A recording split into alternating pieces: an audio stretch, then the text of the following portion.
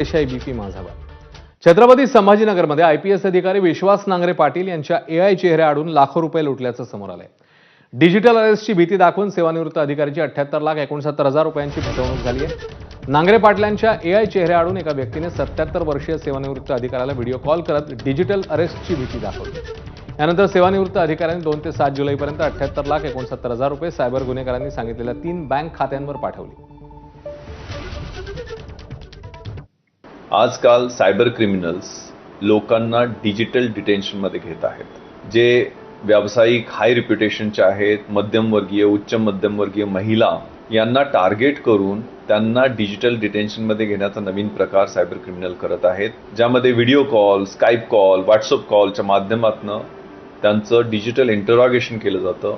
आम्ही ED, CBI, cyber police, Mumbai police, narcotics ब्युरोचे अधिकारी आहेत असं सांगितलं जातं. तुमच्या मोबाईल फोनवरनं, तुमच्या बँकेच्या अकाउंटवरनं मनी लॉन्ड्रिंग झालेलं आहे, पोर्नोग्राफिक क्लिप्स पाठवलेल्या आहेत, तुम्ही ड्रगच्या व्यवहारात आहात, तुमच्या विरुद्ध एवढे गुन्हे दाखल आहेत, तुमच्या विरुद्ध एवढे अरेस्ट वॉरंट आहेत असं सांगितलं जातं. हे सगळं खोटं आहे, बोगस आहे, तुम्हाला फसवण्यासाठी आहे.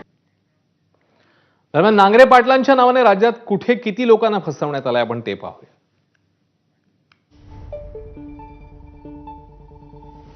गुन्हेगारांकडून विश्वास नांगरे पाटलांचा एआय तयार करत तक्रारदाराला व्हिडिओ कॉल करण्यात आला.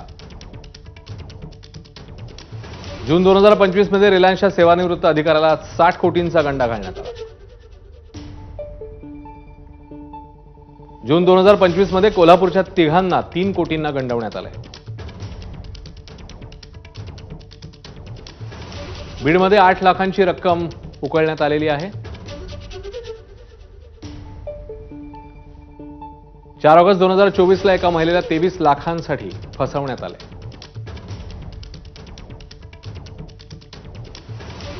चार ऑगस्ट 2024 ला एका महिलेला 23 लाखांना फसवण्यात आले. दहशतवाद्यांच्या खात्यावरनं तक्रारदारांच्या खात्यात रक्कम जमा झाल्याची बतावणी करण्यात आली.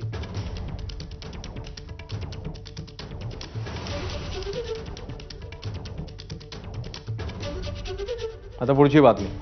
राष्ट्रवादी काँग्रेस शरद पवार पक्षाचे माढ्याचे आमदार अभिजित पाटील यांना 1 कोटीची खंडणी मागण्यात आली होती. त्या प्रकरणी आरोपी किरण घोडकेला पोलिसांनी रंगेहात अटक केली आहे. फिर्यादीकडून 10 लाखांची खंडणी स्वीकारताना घोडकेला अटक झाली.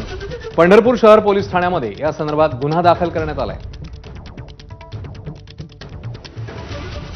या षडयंत्र मागे किरणराज घोडके यांनी 1 कोटी रुपये मागितले की कारखान्याला बदनाम थांबवतो, आम्हाला 1 कोटी रुपये द्या असं बोलल्यानंतर आज 10 जुलै रोजी आम्ही राजेश हॉटेल येथे 10 लाख रुपये घेऊन गेलो असता सर्व ही बाब आम्ही पोलीस स्टेशनला कळवली. त्याच्या संदर्भाचे सर्व रेकॉर्ड्स, त्यानं 10 लाख रुपये मागणी केलेले रेकॉर्डिंग, त्यानंतर पैसे घेऊन जाताना त्याचा व्हिडिओ फुटेज आम्ही सर्व या ठिकाणी आज पोलीस स्टेशनला दिलाय आणि त्याच्यावर आज खंडणीचा गुन्हा दाखल झालेला आहे. शनी शिंगणापूरच्या मंदिर प्रशासनावर भ्रष्टाचाराचा आरोप करण्यात आलाय. या मुद्द्यावर आज विधानसभेत आमदार सुरेश धस आणि आमदार विठ्ठल लंघे